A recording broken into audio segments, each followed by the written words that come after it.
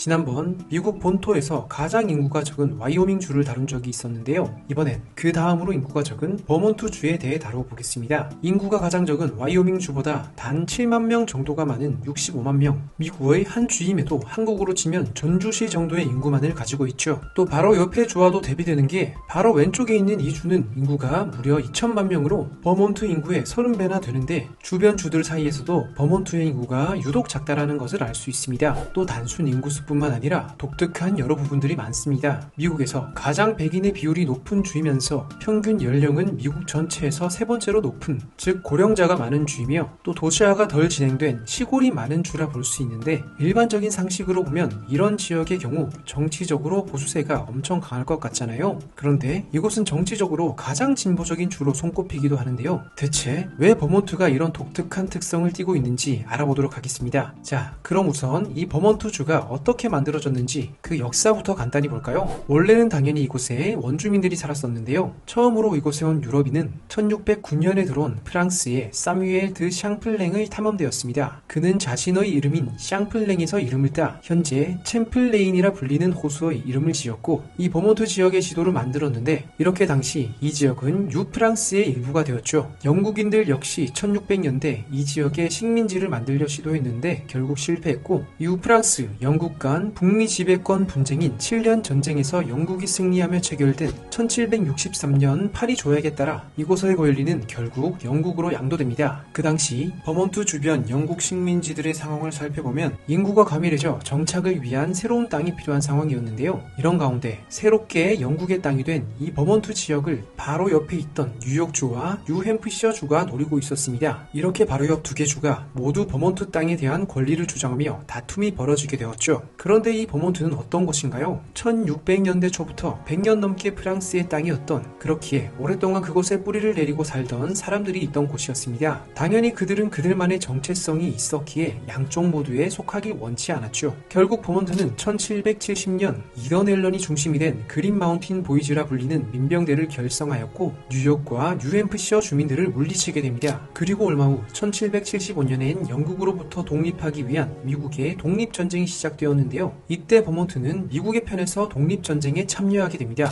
뉴욕, 뉴햄프셔에 속하긴 싫지만 독자적 세력으로 미국에 편입되겠다는 의지를 보인 것이죠. 또 실제로 독립전쟁에서 타이콘 대로가 요새를 점령하는 등의 공을 세우기도 합니다. 그러나 미국은 독립된 형태의 버몬트를 인정하지 않았는데요. 바로 옆에 뉴욕주가 강하게 반대했기 때문이죠. 결국 1777년 버몬트는 노예제도 폐지를 헌법에 명시한 자신들만의 버몬트 공화국을 세우게 되죠. 그리고 이 공화국은 14년간이나 유지됩니다. 뉴욕주는 버몬트가 자신들의 일부라고 계속 주장했기에 오랜 기간 버몬트는 미국에 들어오지 못하다 결국 버몬트가 뉴욕에 3만 달러를 지불한다는 합의를 하며 1791년 버몬트는 미국의 14번째 주로 합류하게 되죠. 이렇게 역사적 부분을 보면 다른 초기 미국 식민주들과는 달리 매우 오랫동안 독자적인 세력을 유지해왔다는 것을 아실 수 있습니다. 이런 역사적 과정들이 버몬트가 매우 독특한 색깔을 나타내는 것에 대한 기반이 되지 않았을까 싶네요. 자, 그럼 이번엔 대체 왜 버몬트의 인구가 적은지에 대해 알기 위해 지리를 한번 볼 텐데요. 북쪽은 캐나다 몬트리올과 붙어있고, 동쪽으론 뉴햄프셔, 아래쪽으론 매사추세츠, 서쪽으론 뉴욕주와 맞닿아 있습니다. 이곳의 지형을 이해하기 위해 고도 지도를 한번 볼까요? 보시는 것처럼 버몬트 지형의 대부분을 산이 관통하고 있다는 것을 알 수 있는데요. 이는 버몬트의 남북을 가로지르는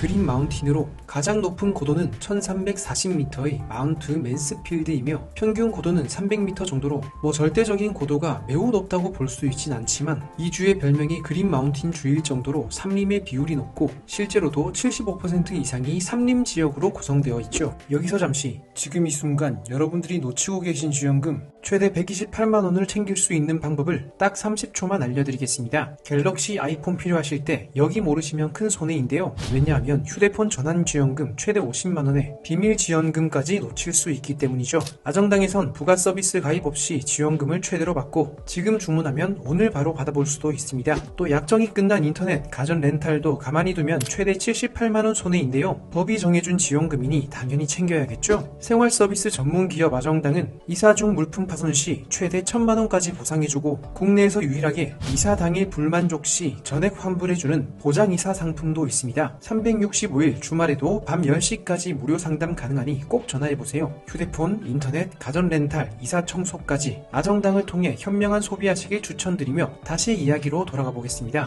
이번엔 기후를 보면 버몬트는 대부분 습윤 대륙성 기후로 뚜렷한 사계절을 가지며 여름은 덥고 습하며 겨울은 춥고 고도가 높은 지역에는 종종 눈이 내린다 라고 보시면 되겠습니다. 그리고 이곳의 수자원을 보면 동쪽 뉴햄프셔와의 경계에 코네티컷 강이 흐르고 서북 쪽엔 뉴욕주와의 자연적 경계가 되는 챔플레인 소수가 있으며 또 내부에 여러 강들이 있어 수자원은 어느 정도 확보되어 있다 라고 볼 수 있는데요. 그럼 이런 지리적 조건들이 과연 이 지역의 초기 정착민들의 인구 유입에 유리하게 작용했을까요? 대체로 그렇지 않다고 보는 게 맞겠습니다. 일단 오랫동안 뉴프랑스의 땅이었고 또 뒤늦게 미국에 합류하다 보니 이미 미국의 중심이 되어가고 있었던 주변 주들보단 기본적인 인구는 당연히 적었습니다. 그리고 이곳은 내륙주이며 산지가 많고 수자원은 어느 정도 있으나 기후적으로 보면 계절별 온도차가 큽니다. 일부 비옥한 땅들도 있지만 주 대부분의 땅이 구름과 바위가 많은 산지이다 보니 소, 양, 염소 같은 가축을 중심으로 한 낙농업, 또 산지 비율이 높아 나무가 풍부했기에 임업이 주요한 경제 활동이었죠. 낙농업과 임업은 아무래도 평지에서 이루어지는 대규모 작물 농업과 비교하면 지역의 성장과 사람을 끌어모으는 데 한계가 있기도 하고 또 미국 동부에서도 가장 북쪽에 있어 춥고 또 산지가 많고 습한 내륙 땅이란 점도 사람들이 그리 선호할 만한 조건은 아니었죠. 그리고 1790년대 미국에 편입되고 나서 얼마 후 1800년대가 되면서 미국 전역에 산업화의 바람이 불게 됩니다. 산업화 역시 지역을 발전시키고 인구를 증가시킬 만한 주요한 사건이라 볼 수 있는데요. 당시 버몬트는 산업화의 흐름에서 뒤처지게 됩니다. 우선 대규모 공장을 가동하기 위해선 집중된 노동력의 활용이 필요하고 그렇게 하기 위해선 대도시가 필요한데 낙농업, 임업이 중심이었던 버몬트는 노동자를 공급할 만한 대규모 도시가 없었죠. 또 강이 있긴 하나 배를 띄울 수 있는 강은 부족하다 보니 상품과 원자재 운송이 어려웠습니다. 주요한 큰 강만 보아도 동쪽의 코네티컷 강은 그래도 뉴햄프셔, 매사추세츠,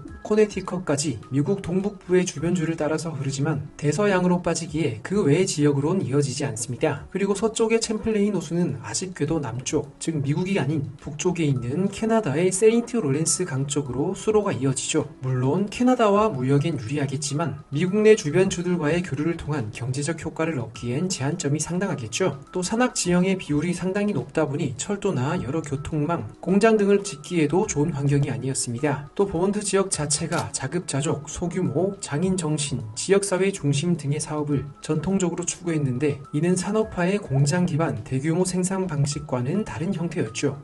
이에 더해 주변 주들과는 달리 버몬트는 석탄이나 철광석 등 산업화에 필요한 광물이 많지 않았습니다. 이렇게 여러 버몬트의 환경적 부분을 나열했는데 안타깝게도 모두 산업화에 불리한 조건들이죠. 다만 이런 약점에도 불구하고 사실 투자를 하여 인프라를 깔고 일자리를 만들며 사람들을 이주시키면 산업화가 불가능하진 않았을 건데 결정적으로 버몬트에서 산업화가 제대로 일어나지 않았던 이유는 주변 도시와의 경쟁 때문이지 않을까 싶습니다. 이미 더 많은 사람들이 모였고 발전한 도시들이 주변에 있었다 보니 굳이 사람도 적고 대부분 시골이며 여러 환경적 요소들도 적합하지 않은 버몬트를 굳이 산업화의 중심으로 활용할 이유가 없었던 것이죠. 주변 인접주를 보면 미국에서 가장 부유한 뉴욕과 매사추세츠가 있습니다. 각각 뉴욕항과 보스턴항을 가진 바다로도 이어질 수 있는 지역이기도 하죠. 지금도 뉴욕은 인구 2천만 명, 매사추세츠는 700만 명이 있으며 두 주는 미국 전체에서도 1인당 GDP가 가장 높은 두 개 주입니다. 반면 버몬트의 1인당 GDP는 미국 내 38위이긴 하나 전체 GDP는 미국 50개 주 중 최하위인데요. 인구가 워낙 적다 보니 주 전체의 경제력 규모가 매우 낮다 볼 수 있죠. 아무튼 이렇게 전통적으로 이미 미국의 중심지로 성장하던 거대 도시들이 주변에 있다 보니 버몬트는 계속해서 낙농업, 소규모 농업, 임업을 중심으로 한 작은 주로 남아있게 됩니다. 그래서 지금도 버몬트의 주요 산업 중 하나는 여전히 농업이며 여기에 제조업과 관광업까지 포함되어 버몬트 경제를 주도한다 보시면 되겠습니다. 잠시 현재 버몬트의 주요 경제에 대해 말씀드리면 농업 분야에선 여전히 낙농업, 임업이 중심이 되고 있으며 유제품, 메이플 시럽, 사과가 버몬트 농업 경제에 가장 큰 기여를 하고 있습니다. 그리고 제조업 부분을 보면 장인 제품, 고급 식품이 주 제조업 상품이 되는데 버몬트주가 추구해온 전통적 가치가 제조업에서도 이어져 온 것으로 볼 수 있겠죠. 그리고 관광업은 1900년대부터 집중적으로 발전되기 시작했는데요. 당시 버몬트 사람들은 그린마운트주인 버몬트 지역의 아름다운 자연 환경을 관광업으로 활용할 경우 경제적 가치가 더 커질 수 있음을 이해하기 시작했습니다. 그래서 기존엔 농업 목적으로 홍보를 하던 버몬트 토지를 도시의 삶에서 벗어나 자연 속에서 쉴 수 있는 특별한 곳으로 리브랜딩했고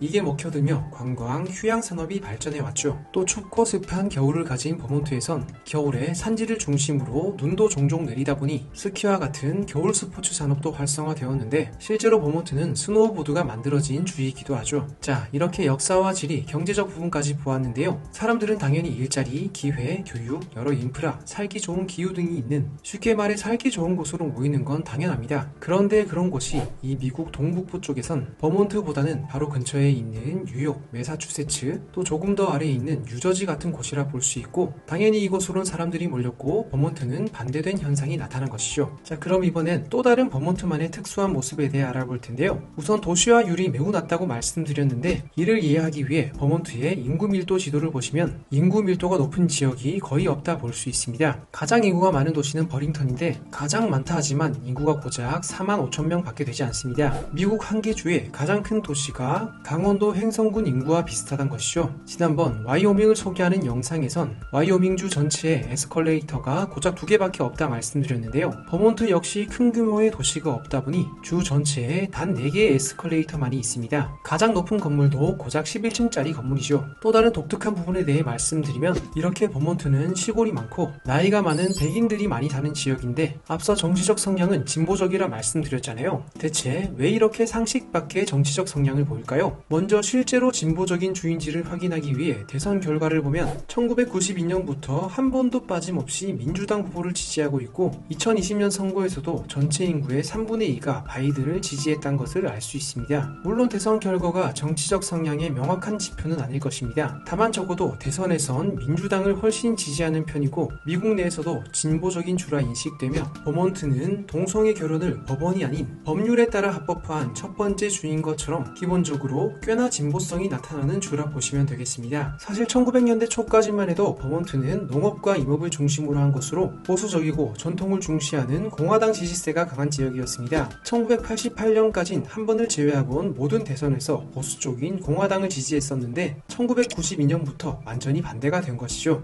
이런 정치적 성향의 변화는 이 버몬트 지역의 관광업 발전의 역사와 함께하게 됩니다. 특히 1920년대 이후 버몬트는 복잡한 도시에서 벗어나 아름다운 자연, 스키와 같은 액티비티 활동, 휴양을 할 수 있는 자유로운 곳으로 알려지게 되었고, 때문에 주변의 뉴욕, 매사추세츠, 뉴저지와 같은 도시화된 지역의 부유한 자유주의자들이 이곳으로 와 휴양, 관광을 하고 별장을 짓고, 또 일부 정착하는 사람들도 생겨났죠. 또 자연과 자유가 있는 곳으로 알려지다 보니 전통과 규범을 거부하고 다양성을 추구하는 히피족들도 상당히 많이 들어오게 됩니다. 또 1950년대엔 8,000명 이상의 직원을 고용했던 IBM사의 공장까지 들어오기도 했죠. 주 자체가 변화해가는 가운데 하이테크 제조와 화이트 칼라 문화까지 들어오게 된 것입니다. 이렇게 기존엔 가족농장의 비율이 높았던 전통과 보수적 가치를 추구하던 곳이었지만, 점차적으로 주가 변화하며 완전히 다른 정치 성향을 가진 주변 대도시 사람들, 또 히피족들이 들어오고 그 비율이 점차 높아지면서 어느 순간 진보적인 주로 바뀌게 된 것입니다. 그리고 점점 더 민주당 지지세가 강한 것으로 변모를 한 것이죠. 또 아무래도 경제적 기회와 인프라가 적다 보니 젊은 사람들의 유입은 적은데, 민주당을 지지하는 기존 백인들의 연령은 높아지다 보니 그 결과로 높은 연령의 백인이 많은 진보 성향이 강한 시골주라는 독특한 모습이 된 것이죠. 또 외부에서 새롭게 유입되는 인구들도 아무래도 비슷한 정치적 성향을 가지고 있는 사람들이 많겠죠. 이렇게 이번 영상에선 왜 버몬트는 사람이 적은지, 또 버몬트만의 독특한 모습에 대해 알아보았는데요. 버몬트 시작의 역사부터 이어져온 현재의 버몬트의 모습이기에 앞으로도 상당 기간 동안은 버몬트만의 이런 고유한 모습들이 계속 이어지지 않을까 생각이 되네요. 이야기가 흥미롭게 들렸으면 좋겠고, 또 좋은 영상으로 찾아뵙겠습니다. 시청 고맙습니다.